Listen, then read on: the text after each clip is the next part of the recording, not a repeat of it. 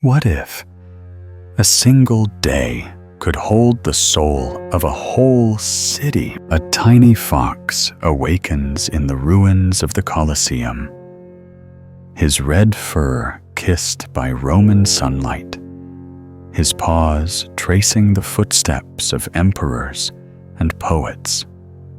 A violin whispers at the Spanish steps, wishes shimmer beneath the Trevi fountain.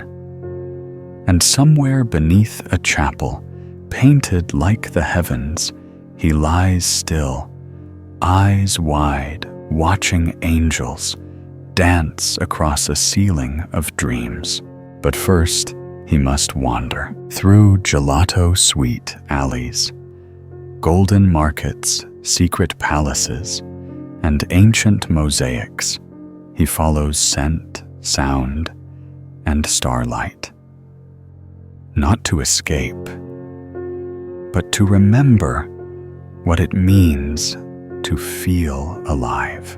So come with him, let the city breathe. Let your soul wander and fall asleep beneath a painted sky, in the heart of misty London, beneath the watchful gaze of stone statues and swirling leaves. A little mouse named Oliver blinked open his sleepy eyes. He gave a wide, whiskered yawn and stretched his tiny legs, his tail curling softly around him like a ribbon. It was a brand new morning in a city full of stories, and Oliver was ready to write another one of his own. Oliver wasn't the kind of mouse who stayed in one place for long. He didn't live in a single hole beneath a floorboard or behind a wall. Instead, he made the whole city his home. Each night, he chose a new place to sleep. One day, it might be under a bridge by the Thames. The next, tucked beneath the seat of a red double-decker bus.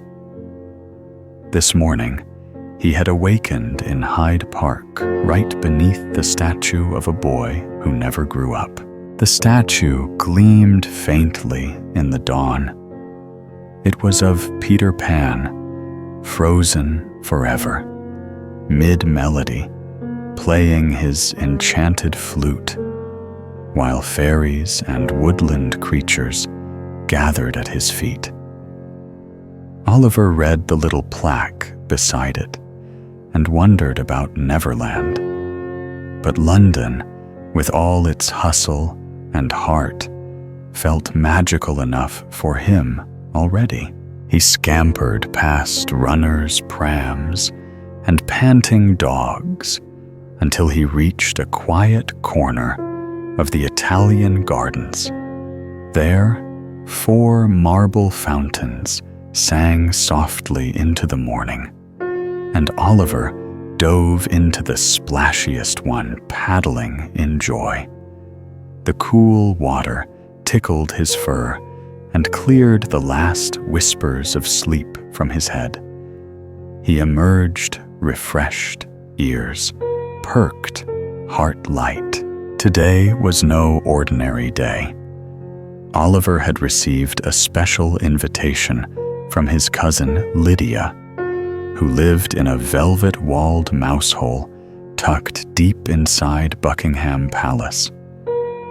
She had invited him for tea at precisely 3 o'clock. That gave him hours to explore and nibble and dream. He made his way across the road to Paddington Station, where the echo of voices, rolling luggage, and fluttering newspapers filled the air like a symphony. A grand clock announced it was just past 9. Plenty of time.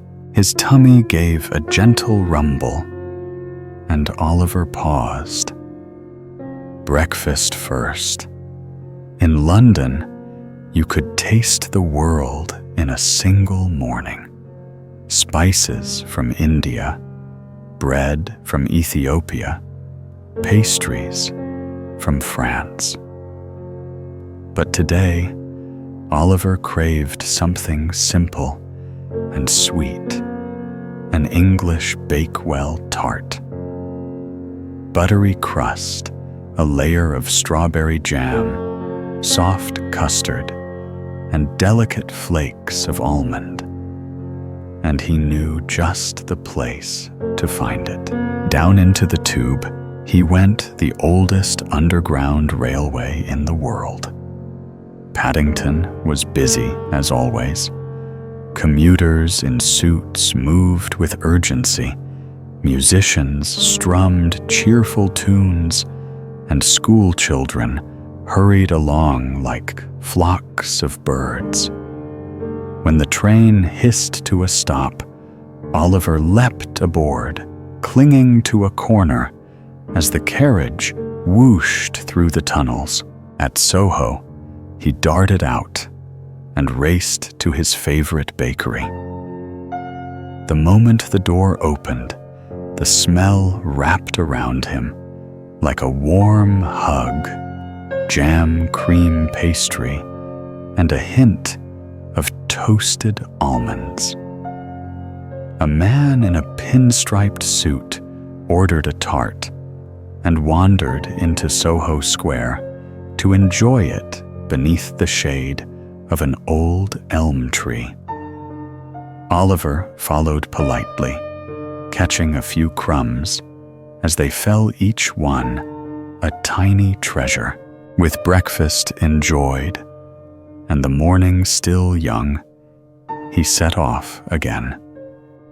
A girl in a flowered dress whizzed by on her bicycle, and Oliver, ever the adventurer, leapt into her satchel. He peeked over the edge as the streets of London zipped past in a blur of cobblestone and light. She stopped on Regent Street, and Oliver slipped out to enter a grand department store with stained glass windows and high-arched ceilings.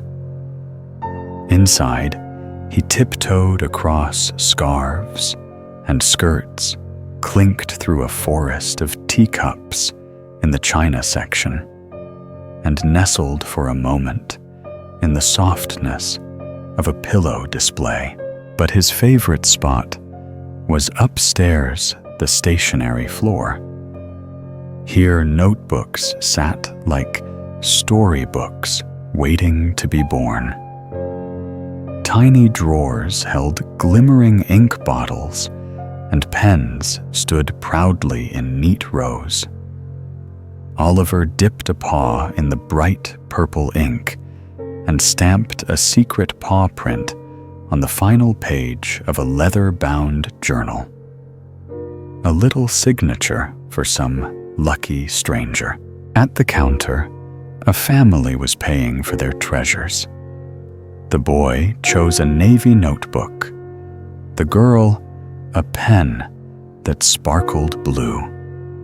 As the shopkeeper wrapped their gifts, Oliver overheard their next destination, 221B Baker Street, home of the great detective Sherlock Holmes.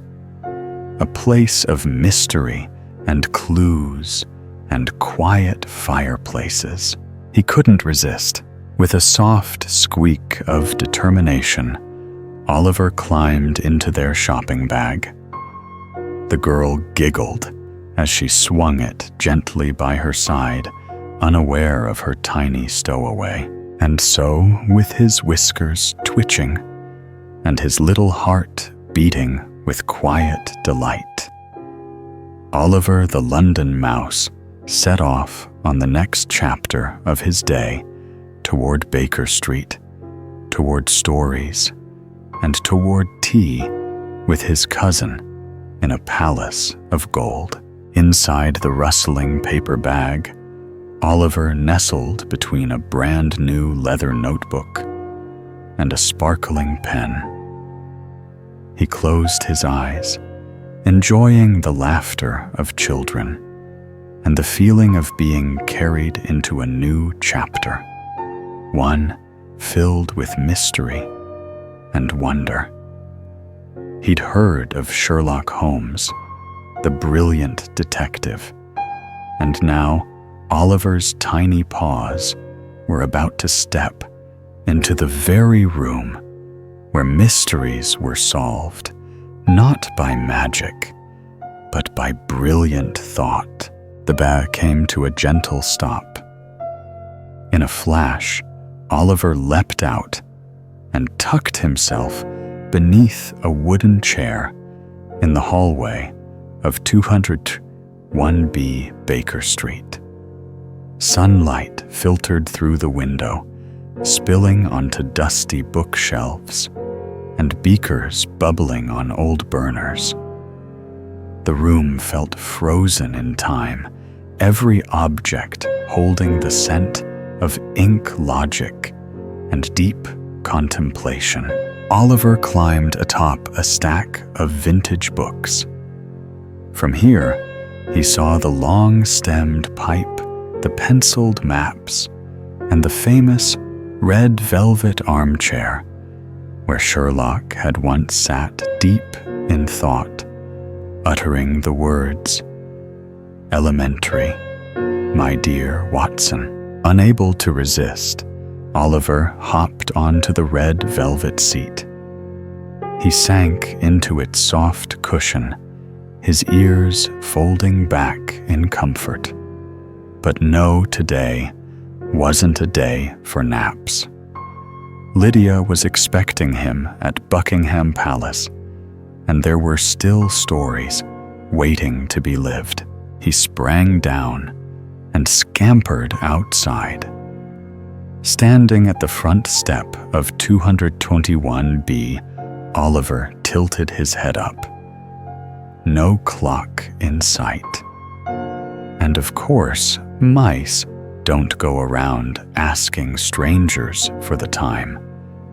But he knew of one place where time rang out for the whole city to hear the majestic Big Ben.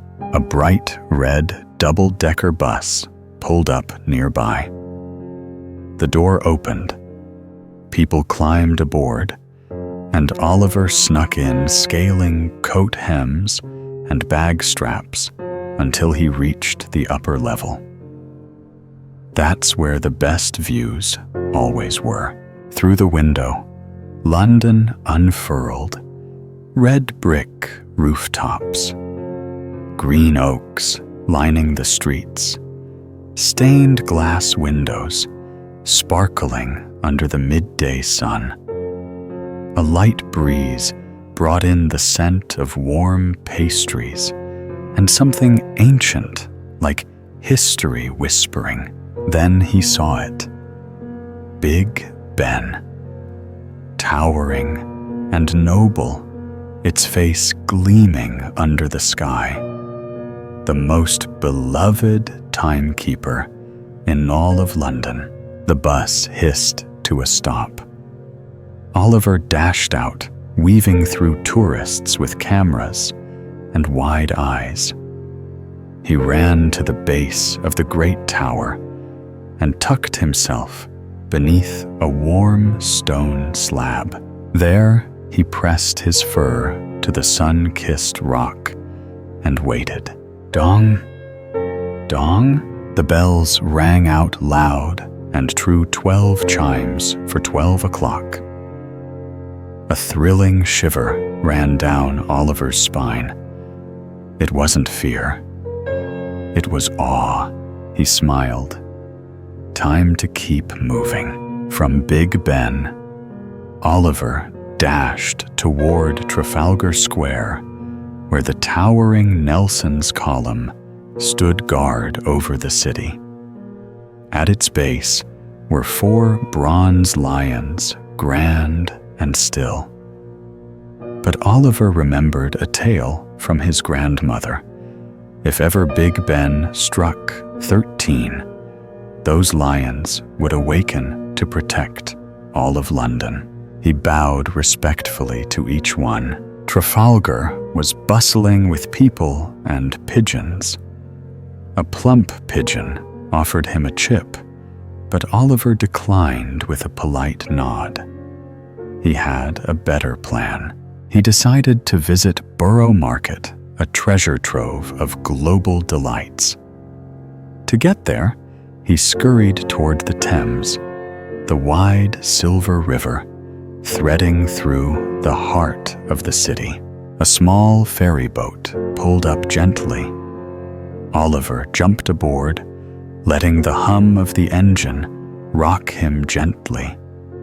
As the boat glided under London's famous bridges, the sleek Millennium Bridge and the old storied Tower Bridge, he spotted the Tower of London nearby, where kings and queens once held court and prisoners. He'd snuck in once and seen the crown jewels shimmering behind glass. His favorite had been the royal scepter, its diamond glowing like starlight, lost in daydreams of thrones and treasures. Oliver soon arrived at Borough Market. He made a beeline to his favorite spot, Mr. McClintock's cheese stall.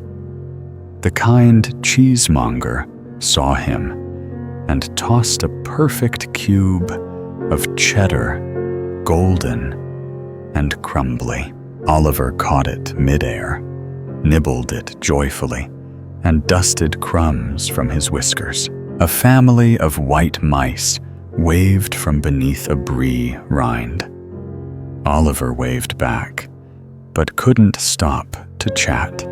He'd just seen the time. It was almost 3. He darted from the market, heart racing. He knew a shortcut, the London tour bus. Sneaking past the tourists, he found a perfect perch right beside the driver. Through the windshield, he caught glimpses of St. Paul's Cathedral, the soaring London Eye, and the glossy new skyline. He heard an opera singer practicing inside the Royal Opera House and smelled the perfume of Kensington's rose gardens. Ding. Next stop, Buckingham Palace. Oliver's heart skipped. He was almost there. The moment the bus doors opened, Oliver darted into the open air and looked up at the tall, wrought iron gates of Buckingham Palace. Just behind them, past trimmed hedges and guards in red coats, stood the grand home of kings, queens, and today, Lydia, his dearest cousin. He hesitated for a moment. The guards looked so serious, their tall black hats stretching toward the sky. He imagined what would happen if a little mouse like him ran across their boots. Probably nothing, because they were trained not to flinch. But he didn't want to test that theory. Then, from behind a nearby guardhouse, a familiar squeak reached his ears. "Psst, Oliver," came the voice. He turned and grinned. There she was, Lydia waving excitedly from a tiny mouse-sized hole at the base of the guard shelter. She wore a tiny ribbon at her neck and looked just as cheerful as he remembered. Oliver scampered through the gap, careful not to brush against any boots, and emerged on the other side to find himself standing in a hidden pathway just behind the grand gardens. Lydia threw her arms around him. "You made it." Just in time, she beamed. Together, the two mice dashed through lush green lawns and fragrant flower beds. The gardens of the palace were like something out of a fairy tale. Golden daffodils, sky-blue bellflowers, and towering hollyhocks swayed gently in the breeze. A marble fountain bubbled nearby, the droplets glinting in the soft afternoon light. Lydia guided Oliver to a second secret passage tucked behind a cluster of rose bushes. With one swift wiggle, they were inside the palace. Oliver's whiskers twitched in wonder. The ceilings soared higher than any tree he had ever climbed. Chandeliers sparkled like constellations. Gold leaf lined the walls, and portraits of queens in gowns and kings with scepters stared down at them in royal silence. "This way," Lydia said, her voice low with excitement. "You haven't seen the best of it yet."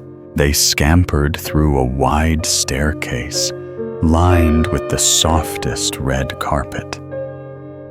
Oliver marveled at the feeling beneath his paws, so plush he nearly forgot to keep moving. It was like running on clouds.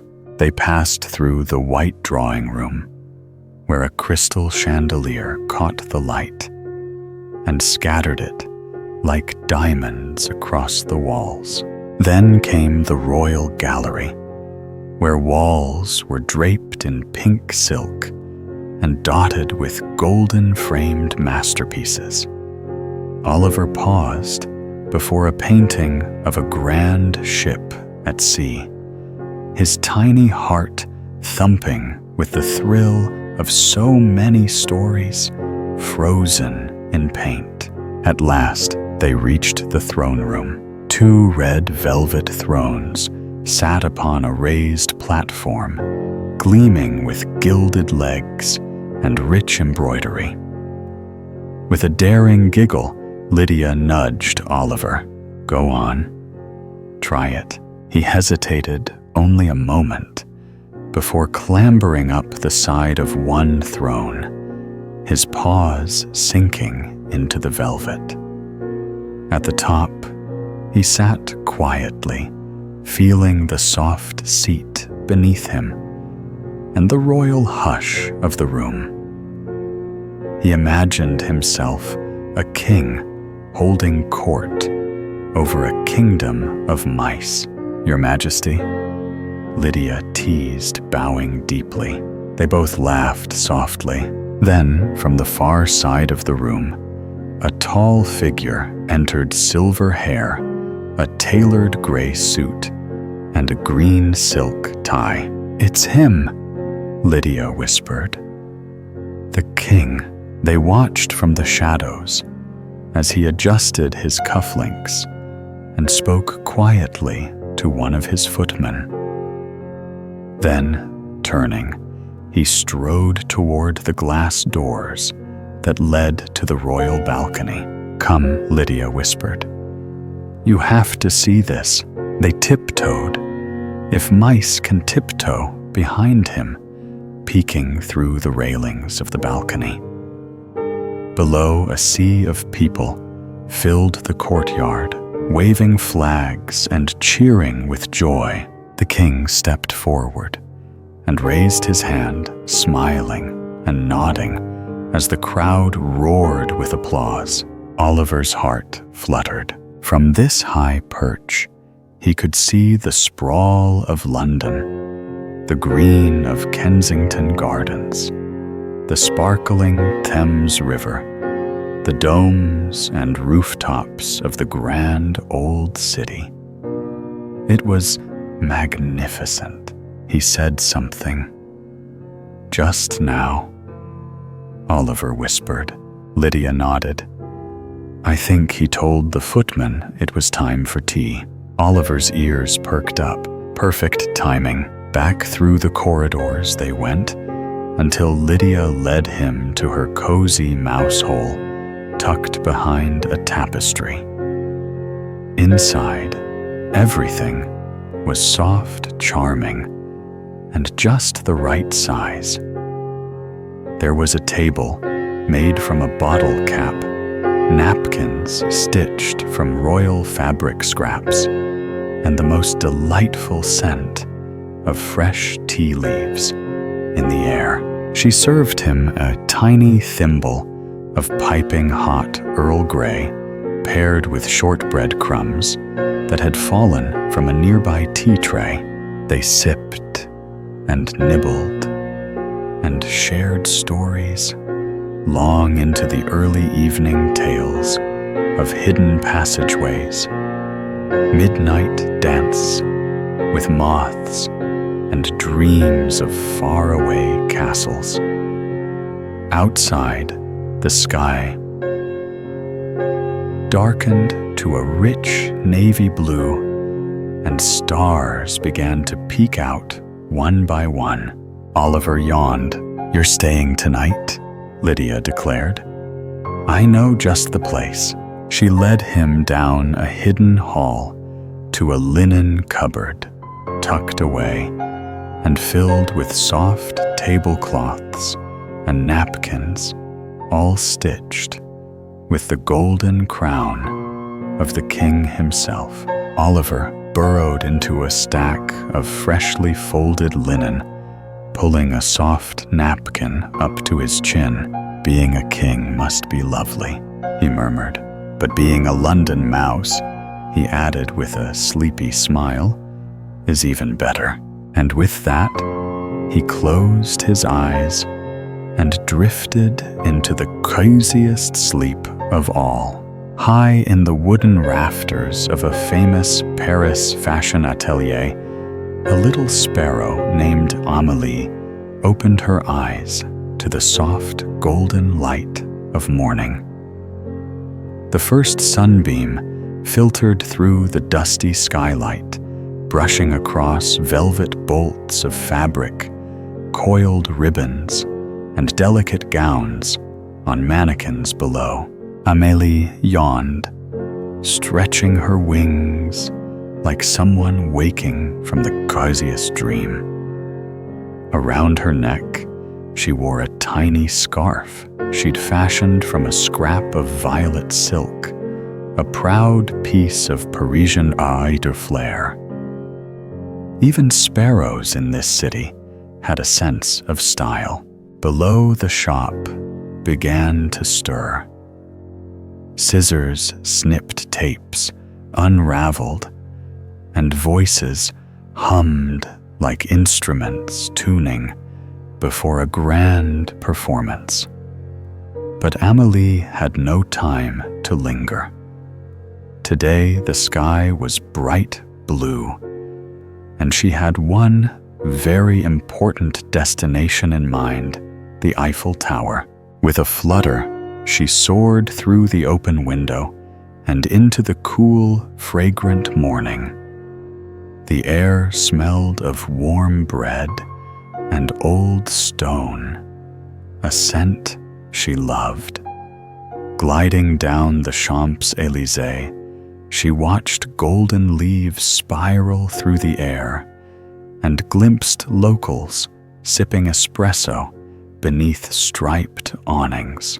Soon the Eiffel Tower rose before her, majestic, steady, the crown of Paris. Below, crowds had already begun to gather, pointing up with wide eyes and cheerful chatter. Amélie dipped and twirled through the air, weaving between camera flashes and laughter. She didn't need a ticket. Past the first level she flew, then the second up to the third, where tourists took pictures in every direction. But she kept going, rising higher, until she reached the very top. No elevator in the world could bring you to the place she now perched. And from there, she saw it all. Paris unfolded below, like a living painting. Gray rooftops with little chimneys, the sparkling glass of the Louvre's pyramid, the emerald lawns of the Jardin des Tuileries, and the tricolor flag fluttering above the government buildings. She inhaled deeply, coffee roasting chestnuts and the faint perfume of roses. Then her stomach rumbled gently. Time for breakfast. Amélie drifted eastward toward the Canal Saint-Martin, where locals were already unrolling picnic blankets and laying out bread cheese and bright red radishes. She scanned the scene below, but had another destination in mind, a hidden market tucked in a quiet alley, Marché aux Fleurs. She'd been there before. Rows of flower stalls, fruit baskets, and bakeries lined the cobbled path. She landed near a cheesemonger's stall, where the owner greeted her with a knowing smile. He tossed her a tender slice of creamy brie.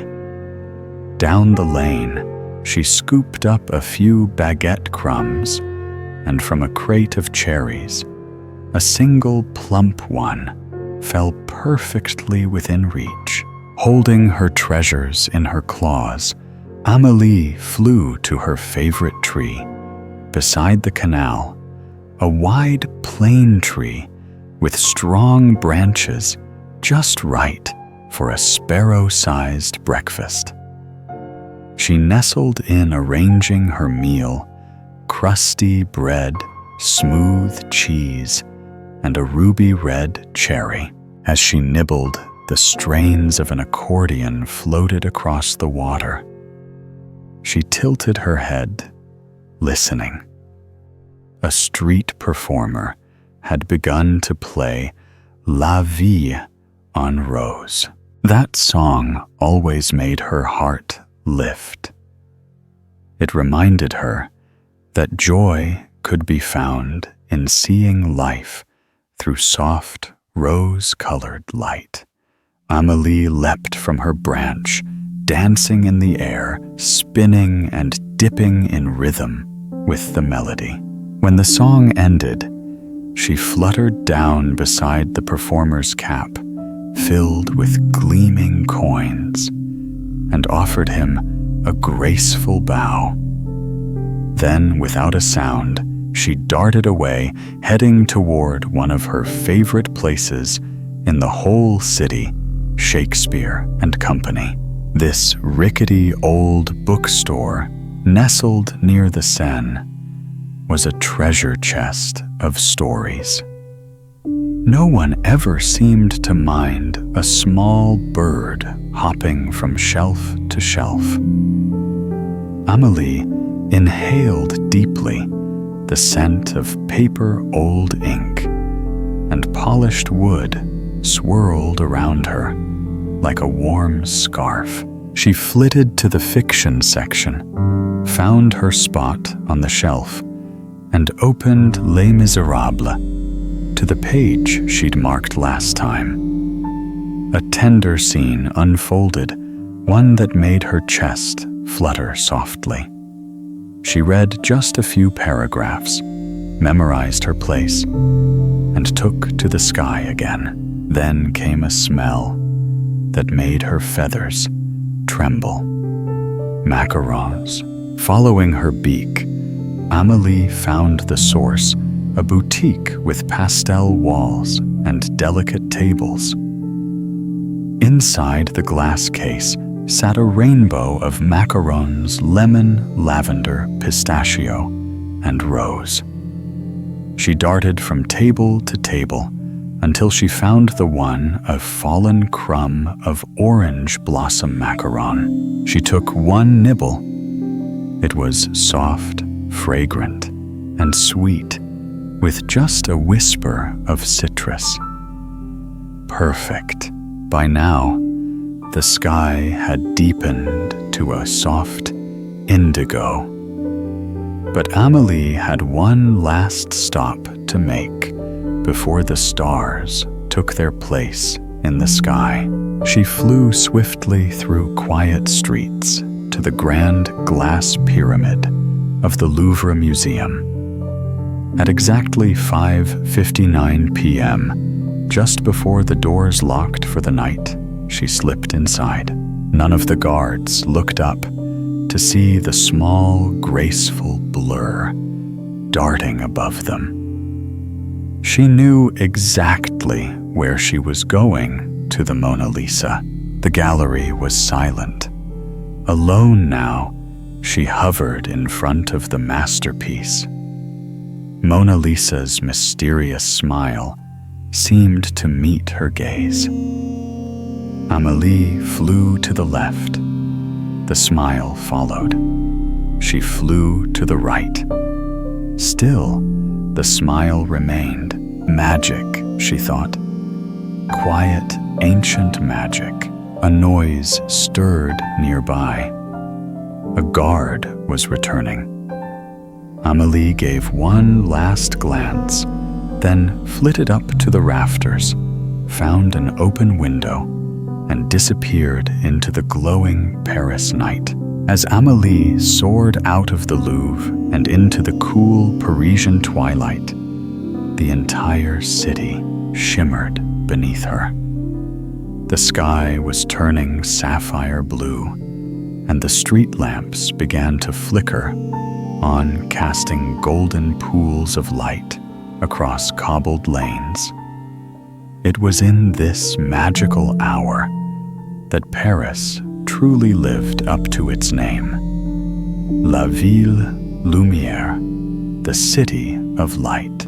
She flew low over the Seine River, where bridges lit up like strings of pearls. On one side, the Eiffel Tower glittered with 1,000 twinkling lights. On the other, Notre Dame stood proud and gentle, its ancient bells silent now, but its spires glowing softly against the evening sky. From down below, Amélie heard the clinking of silverware and soft bursts of laughter. Cafes along the Latin Quarter were filling up with people sharing dinner and stories, and the scent of garlic onions and warm butter drifted up to greet her. A jazz band had begun to play in a small cafe on a narrow street. The saxophone hummed like a lullaby.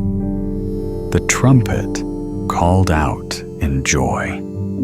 The double bass pulsed with a slow, steady rhythm that seemed to match Amélie's own heartbeat.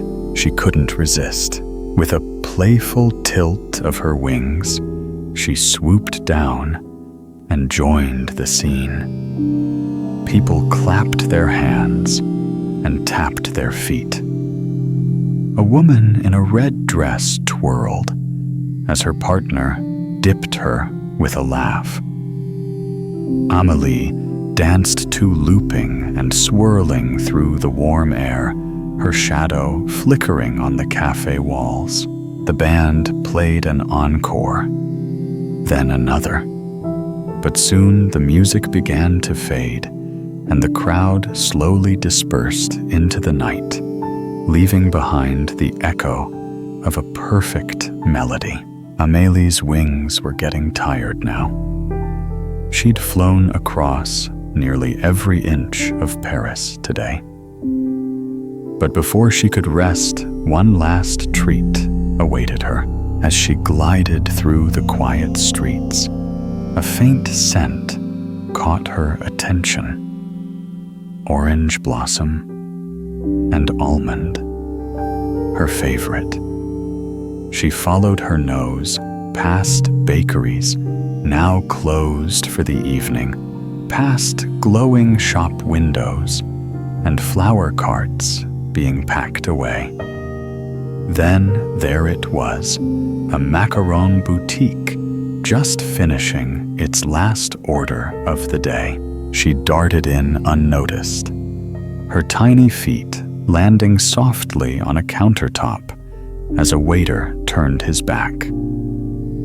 On a saucer sat a single leftover macaron orange blossom, her favorite flavor. With a quick nibble, she tasted its soft sweetness, the citrus bloom melting on her tongue like a dream.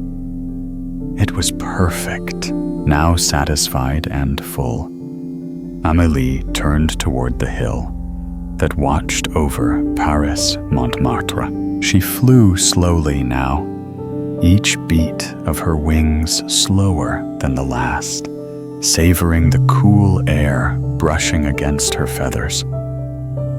The climb was gentle but steady. As she neared the top, the great white domes of Sacré-Cœur Basilica came into view. It looked like a castle from a storybook, its rounded towers glowing beneath the moonlight.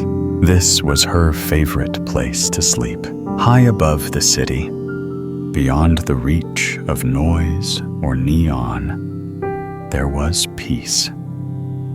She found her nest tucked just beneath the basilica's top dome, a cozy space lined with feathers, bits of ribbon, and one very special scrap of silk she had found earlier that day. Amélie settled into her nest with a long, soft sigh. From here, she could see all of Paris, the winding river, the lights twinkling like stars below, the rooftops layered like a painted quilt. She thought about her day, about the Eiffel Tower, the accordion player, the pages of her beloved book, the Mona Lisa's smile. Each memory warmed her like a cup of cocoa. She fluffed her feathers and curled her head beneath one wing. Tomorrow, she might fly to the bookshop again. Or maybe listen to more music by the canal.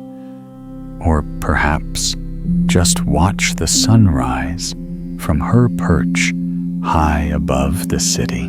But for now, Paris was quiet. The stars blinked gently overhead.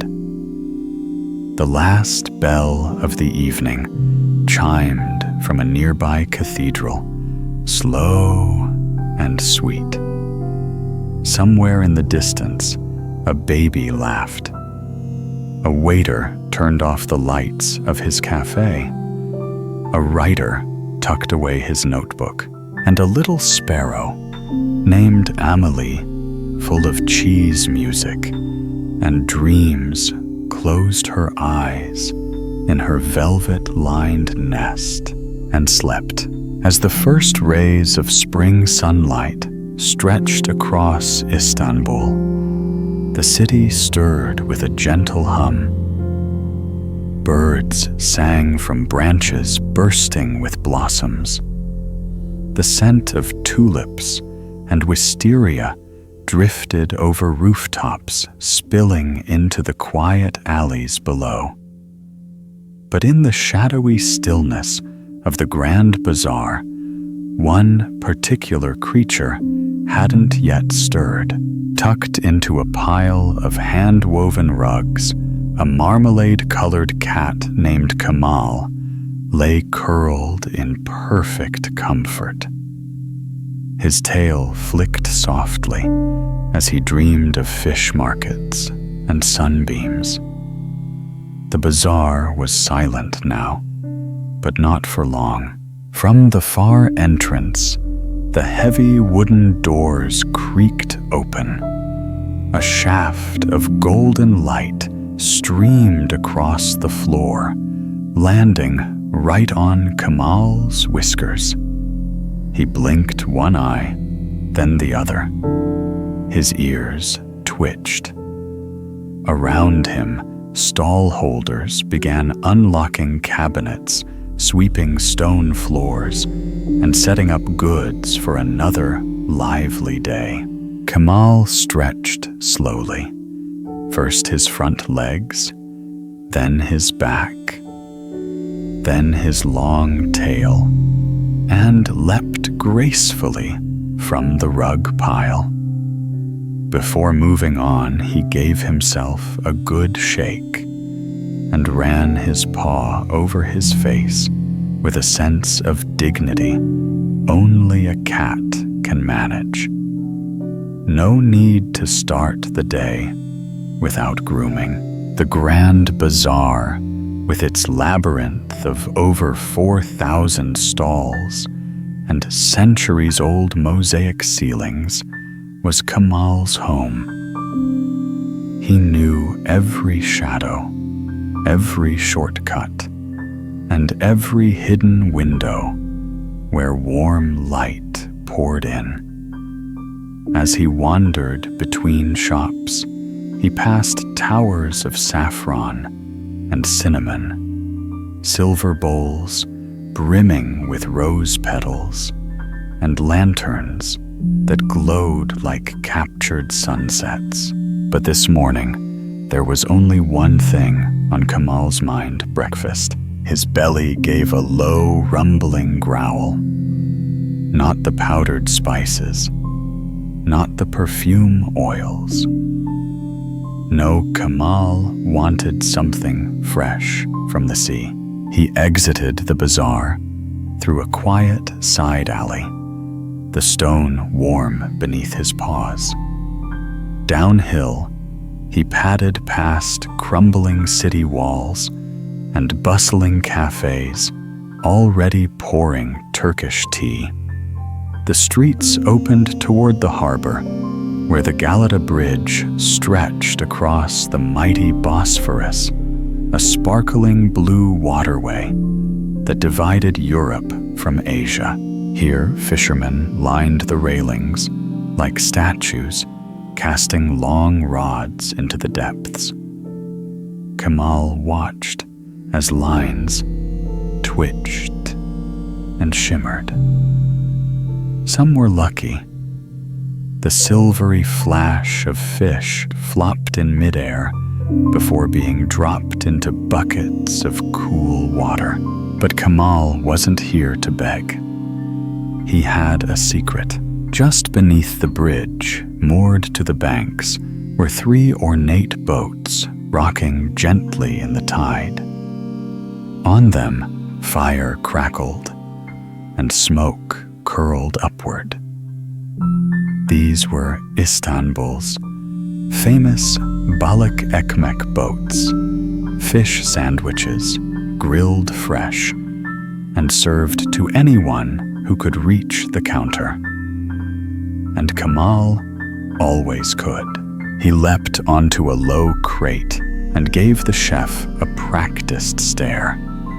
The man behind the grill, an old friend, chuckled and tossed a sliver of flaky fish onto a napkin. Kamal snatched it with perfect timing. The grilled skin crunched in his teeth, and the tender meat melted on his tongue. Nothing in the world, he thought, tasted as good as Istanbul's street fish. Licking his whiskers, he turned inland. The sun was higher now, lighting the domes and minarets of the city in soft gold. One dome in particular caught his eye, the delicate curves and blue-tiled walls of the Sultan Ahmed Mosque, also known as the Blue Mosque. Kamal padded past rows of tourists and worshippers. No one questioned his entrance. After all, cats had lived among Istanbul's mosques for generations. It was said they were once guardians of sacred texts and keepers of calm. That legacy suited Kamal just fine. Inside, the hush was immediate. The noise of traffic faded behind thick stone walls. Carpets stretched across the floor like colorful meadows. Light filtered through stained glass windows in rainbow streams. Kamal found a familiar corner beneath a marble pillar and sat. His body relaxed into the thick weave of the carpet, and for a few minutes, he simply gazed upward. The ceiling above him was vast and domed, painted in patterns of indigo, emerald, and ivory. Chandeliers floated in the air like stars. Kamal sighed. In this sacred space, time felt slower. The warmth from the floor soaked into his paws and belly, and his eyes grew heavy, but not yet. With a shake of his head, he stood and exited into the sunlight once more. He wasn't ready to nap, not when the city still had more beauty to share. Today he decided he would climb to the top of Galata Tower, the old stone sentinel that watched over the city for centuries. From there, he could see everything: the waters of the Bosphorus shimmering in the breeze, the rooftops rising like waves, the call to prayer echoing from one hill to the next. With soft, purposeful steps, Kamal began his climb. Kamal reached the summit of the Galata Tower just as the midday light turned soft and golden. From this old stone perch, the entire city unfolded before him. The Bosphorus shimmered like a ribbon of silk, stretching between continents. Minarets pierced the skyline, rising like prayers from the rooftops. Boats drifted below, and seagulls circled high above their cries, distant and musical. Kamal sat still, letting the breeze carry the city's song to his ears. But his paws itched with curiosity. He padded down the winding stone steps back into the rhythm of the streets, where his next destination awaited Music Street. A narrow hill, lined with shops selling everything from guitars to ancient Turkish instruments. As he approached, the air began to vibrate with melodies. One store played the soft pluck of a bağlama. Another let a davul drum its heartbeat through the doorway.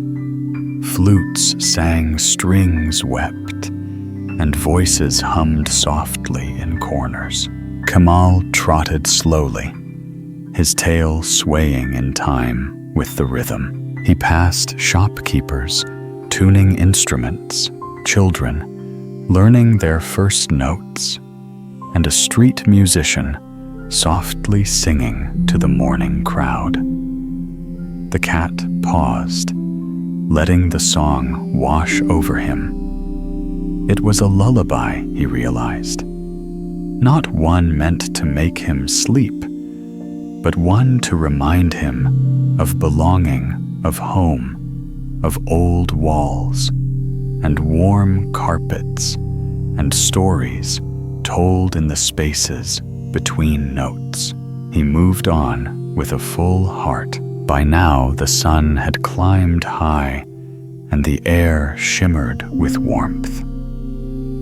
Kamal stretched himself across a stone bench at the top of the music hill, soaking in the light. He laid one paw over the other, eyes half closed, tail curled just so. For a time, he didn't move, just breathed, just existed, just listened.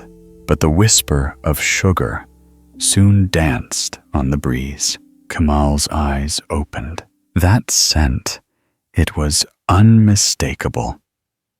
Baklava. Honeyed, nutty, flaky, sweet. Without a second thought, he jumped down and followed his nose through the winding back streets until he reached his favorite patisserie, tucked between two ivy-covered buildings. Inside, the glass counters gleamed with treasures: sutlach, rice pudding, dusted with cinnamon, lokma, soaked in syrup, and layer upon layer of pistachio-filled baklava, glistening with golden syrup. A kind-faced waiter caught sight of Kamal and smiled. Without a word, he slid a saucer down from the counter and placed it gently on the ground. One piece of baklava. Kamal approached like a king offered a crown. He sniffed it once, then bit in flaky pastry. Crumbled warm honey coated his tongue. Crushed nuts gave a satisfying crunch. He purred, not just from pleasure, but from gratitude, from knowing that sometimes, even in the busiest corners of the world, a little love waits behind a counter. Bellies full, tails high. Still chewing his final flake of pastry, Kamal wandered toward the heart of the city's modern district. The sky was beginning to blush with evening. Neon signs blinked to life, one by one, dancing on windows and puddles alike. But for Kamal, the world was too loud now. He wanted warmth. He wanted quiet. He wanted steam and stone and silence. He wanted the hammam. One tram ride later, he stood before one of the oldest Turkish baths in Istanbul. From outside, it looked like a palace. Domed roofs, carved stone doors, vines draping down like sleepy eyelids. Inside, it smelled of cedar and old marble, and something else, something like memory. Kamal slipped through a side entrance, known only to creatures like him. The moment he entered, everything slowed. Water trickled gently into wide basins. Steam curled like breath. The stone beneath his paws radiated soft heat. He padded to his usual marble fountain, dipped a paw into cool water, and gently washed his face, his ears, his whiskers. Then, towel neatly laid, he stretched himself onto the warm stone slab at the center of the bath and sighed. The heat sank into his bones. His muscles loosened like silk unwinding. His tail flopped across the tile. Here there were no vendors, no trams, no tourists. Just the quiet hiss of steam and the comfort of warmth holding every part of him. He could have fallen asleep right there, but not yet. The sun was now dipping below the horizon, and one final stop remained. Outside again, the evening air kissed his fur. Lights flickered across the Bosphorus. Kemal climbed slowly up the hill to the Topkapi Palace, once home to sultans and their dreams. Now, its gates were mostly closed, but he knew a secret entrance. He slid past ancient tiles, painted with tulips and moons, through archways echoing with footsteps of the past, until he reached his destination, a garden enclosed in white marble, lined with rose bushes and olive trees. The palace garden was a forgotten corner of peace. Here, Kemal settled beneath a blooming bush where pink petals gently fell around him like soft snow. The stars were beginning to show. A night breeze stirred the fountain nearby. The whole world, it seemed, had taken a deep breath. Kemal yawned, with the taste of baklava on his tongue and music still lingering in his ears. He curled into a ball, resting his head against his paws. A final purr rumbled through him, not loud, not proud, just content. And then, beneath the moonlit sky of Istanbul, he slept. As the Roman dawn stretched across the city, a soft breeze rustled through the chestnut trees. Sunlight spilled over ancient stone, and from a quiet archway in the Colosseum, Leonardo the fox slowly opened his amber eyes. The morning light shimmered across his red fur, and the first bird songs of the day welcomed him into waking. Leonardo stretched, long and slow, each muscle savoring the movement. Then, with a flick of his tail, he stepped into the open, where ruins whispered of history and golden rays danced between columns. The arena may have once echoed with the clash of gladiators, but now it was a sanctuary of peace and sunlight. Today would be beautiful. He could feel it. With a grumble from his belly, Leonardo headed toward his favorite morning ritual, the bustling Escolino market. As he weaved past fountains and alleyways, the scent of espresso, fresh herbs, and baking bread filled the air. Stalls bloomed with colors: purple figs, green basil, crimson tomatoes, golden wheels of cheese.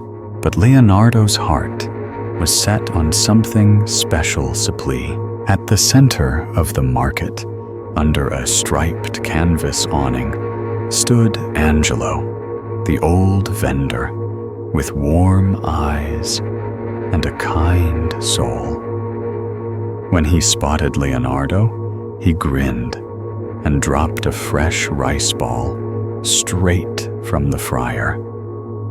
Steam swirled as the fox devoured it, crisp outside, gooey mozzarella within. Warmth filled more than his stomach. It filled his spirit. From there, Leonardo strolled to a nearby piazza and drank from a cool marble fountain shaped like a Roman nymph. He paused, water dripping from his whiskers, and listened to the soft babble of the fountain echoing against stone walls. A breeze swept past, carrying with it the scent of blossoms from the Pantheon, perhaps. Intrigued, he followed the scent through quiet lanes until he stood before the grand temple. Its great dome towered above, and sunlight spilled through the oculus, the round opening in the roof. Leonardo entered. Silently, paws soft on the marble. Inside, the stillness felt sacred. He looked up. Light poured through the oculus like a blessing, touching the center of the floor. Statues watched from their alcoves. The air smelled faintly of age and incense. Leonardo lay down in that circle of light, feeling its warmth on his fur, letting it sink deep into his bones. He closed his eyes for just a moment, not to sleep, but to remember this feeling. Peace, ancient and golden. Eventually he rose. There was more to see. He padded quietly toward the Spanish Steps, where vines curled over the railings and flowers bloomed in quiet corners. Children ran up and down the steps. A violinist played nearby. Leonardo sat for a while on the lowest stair, watching, listening, resting. Then came a familiar sound, the splash of water, the Trevi fountain. Leonardo followed it like a melody. When he arrived, the fountain shimmered in the afternoon light. Tourists lined its edge, tossing coins into the water, 1 for return, 2 for love, 3 for marriage. The air buzzed with laughter, with hopes, with wishes, whispered to the sky. He leaned over the edge and peered down at the glittering coins below. Wishes are made of gold, he thought, but sometimes they fall like silver. After a while, the crowd thinned. Leonardo remained. He rested his paws on the stone, let his tail hang low, and closed his eyes to the rhythm of flowing water. The world softened. His thoughts slowed, but the scent of gelato soon tugged him away. He followed the smell through a winding alley where linen clotheslines danced above him. At the corner stood his favorite gelateria, glowing like a jewel. Inside, Roberto scooped gelato with graceful hands, and Giulietta worked her magic in the back room, stirring flavors, cracking pistachios. Giulietta saw him first. With a laugh, she offered a small bowl of her newest creation, orange blossom gelato. It was like sunshine on the tongue, delicate, floral, sweet. Leonardo licked it slowly, savoring every note, his eyes closing in delight. When it was gone, he gave her a grateful smile, then slipped into the cooling air of the Palatine Hill. Here, amid cypress trees and crumbling villas, time slowed again. Leonardo wandered through the house of Livia, paws padding softly on ancient mosaic tiles. On the walls, birds were painted mid-flight vines, climbed stone pillars, and hidden faces watched in silence. He sat in the quiet courtyard, imagining the lives once lived here, poets, emperors, servants, dreamers. And perhaps, long ago, another fox had wandered here too. Now the sun was setting. Golden light bathed the rooftops as Leonardo walked back into the city's heart. Music floated from cafe doors. The scent of cacio e pepe led him to Umberto's kitchen, where a plate of pasta waited. Creamy, peppery, perfect. Leonardo ate strand by strand, his belly full, his heart fuller. But the night had one last gift. He padded toward a quiet chapel. Inside the ceiling was a sky of its own, painted in blues and golds, angels and trees, stars and clouds. Leonardo lay on a velvet cushion, staring up, breathing slow, eyes wide. This was his favorite kind of sky, not the one above, but the one made by hands full of wonder. His eyelids drooped, his breath deepened, and under a sky painted with dreams, Leonardo, the little Roman fox, fell into a deep, peaceful sleep. The sky above Istanbul glowed like apricot silk as dawn unfolded across rooftops and minarets. Light danced across the Bosphorus, and in the quiet shadows of the Grand Bazaar, a sleepy marmalade cat stirred from his cozy pile of woven rugs. His name was Marlowe, and today, like every day, he had no plans, only instincts and the ancient rhythm of the city to guide him. He stretched from whiskers to tail tip, gave a luxurious yawn, and blinked open his golden eyes. Around him, silence hung like mist, until one by one the merchants began to arrive. Wooden doors creaked. Coffee grinders hummed. The smell of spices crept through the cool morning air like a blessing. Marlowe sprang softly to the floor, careful not to disturb a single rug. He took pride in being a respectful guest, even as a cat. His tail flicked thoughtfully as he wandered past stalls of shimmering lanterns, delicate jewelry, and pyramids of dried figs. The bazaar had stood here for 500 years, and Marlowe imagined it had always welcomed cats like him, curious, quiet, and endlessly observant. But this morning, he was hungry, not just for food, but for something fresh, alive, wriggling.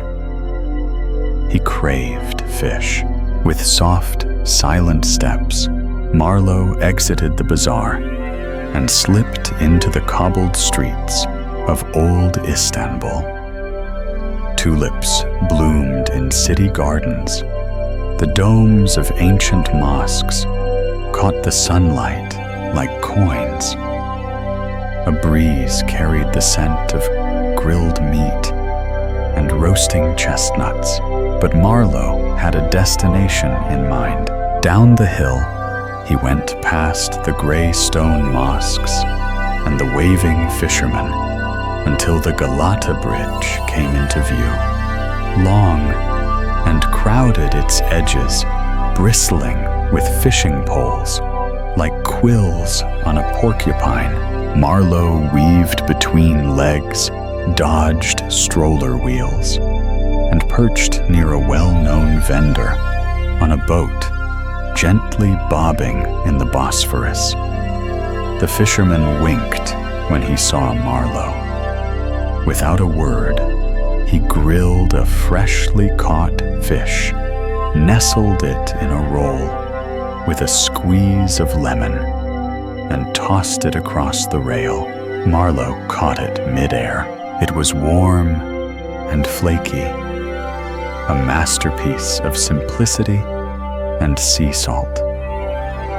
He ate slowly, licking his whiskers, with each bite savoring the moment. After breakfast, he wandered to the great blue mosque, its minarets reaching skyward like fingers in prayer.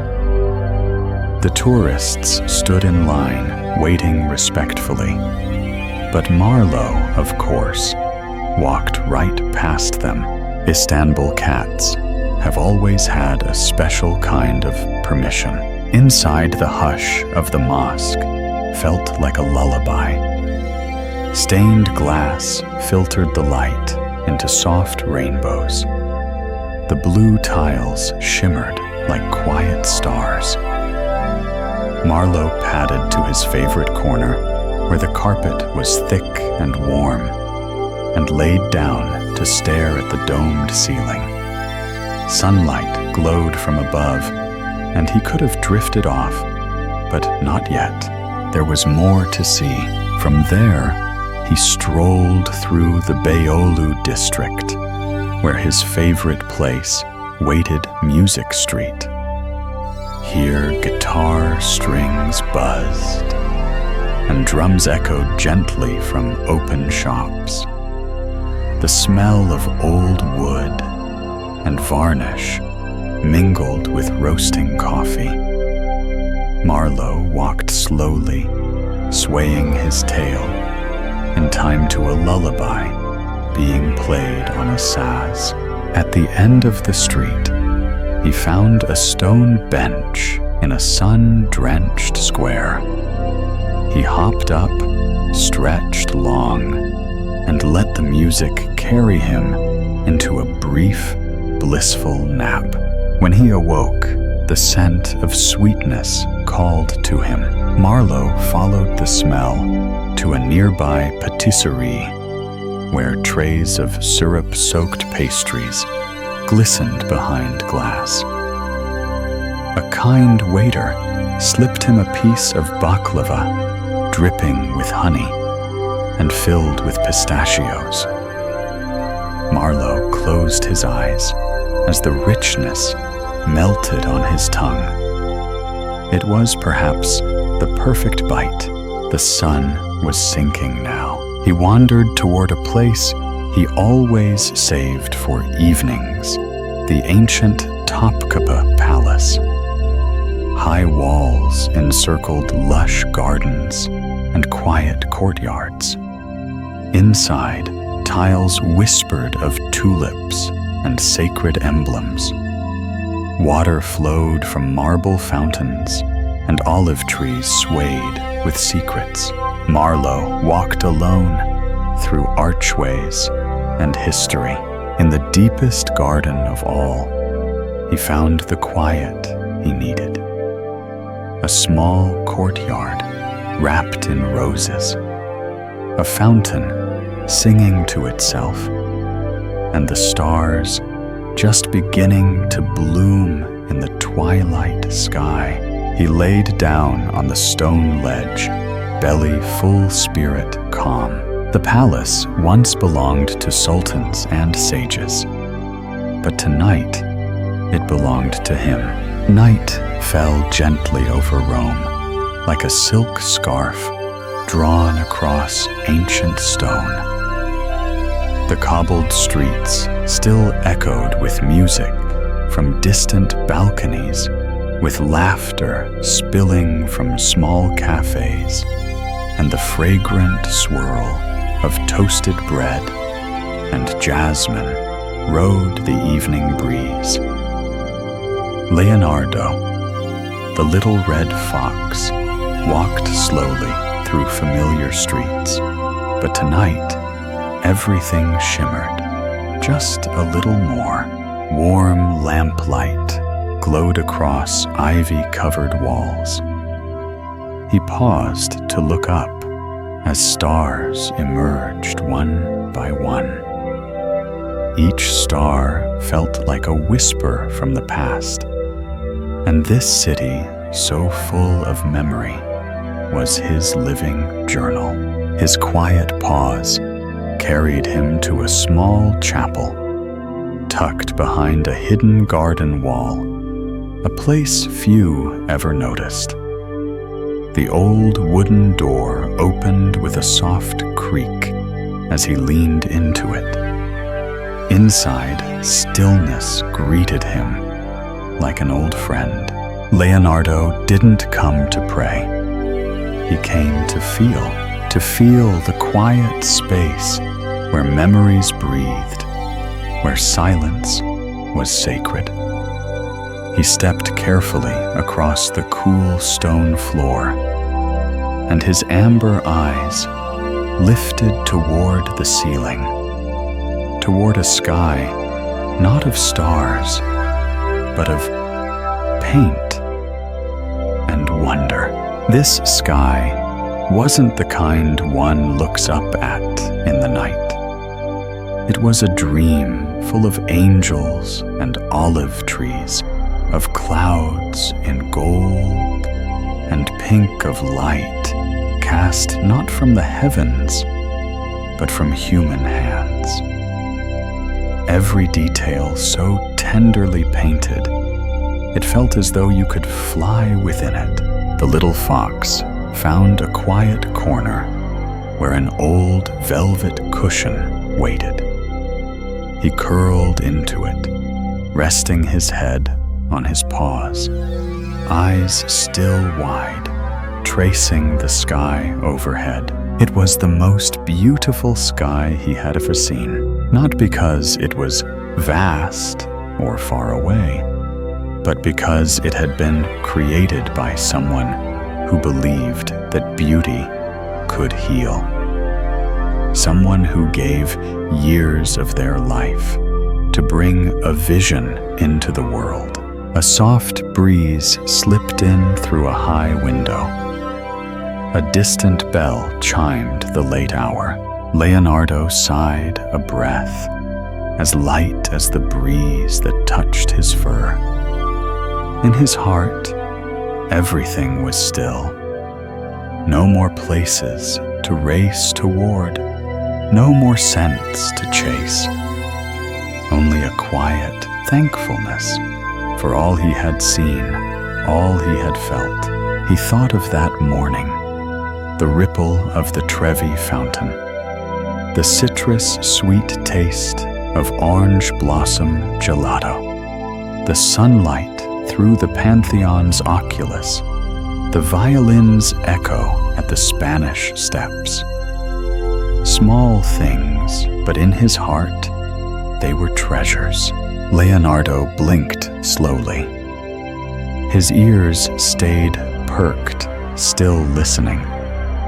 Even here he could hear the subtle music of the city, distant footsteps, the purr of a cat across the rooftop, the whisper of wind against stained glass, and he smiled. He thought maybe tomorrow he'd wake up in a new garden, or find a hidden alley he hadn't yet discovered.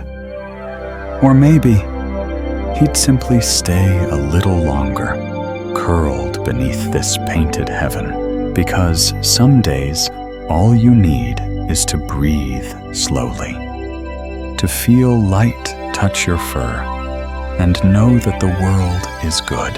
He shifted a little deeper into the cushion. Incense drifted faintly through the chapel. A nearby candle flickered its flame, dancing like a tiny star, and gently he drifted into sleep. It was the kind of sleep without borders, where the present and past folded together like wings, where memories glowed like stained glass in the moonlight, where the rhythm of a fountain, the hush of velvet, and the shimmer of mosaic tiles became a lullaby only the soul could hear. Beneath a sky painted in sapphire and gold, Leonardo, the little fox of Rome, had found a home, and in the heart of night, cradled by bell chimes and ancient breath, one small spirit rested, loved free and quietly awake inside a dream.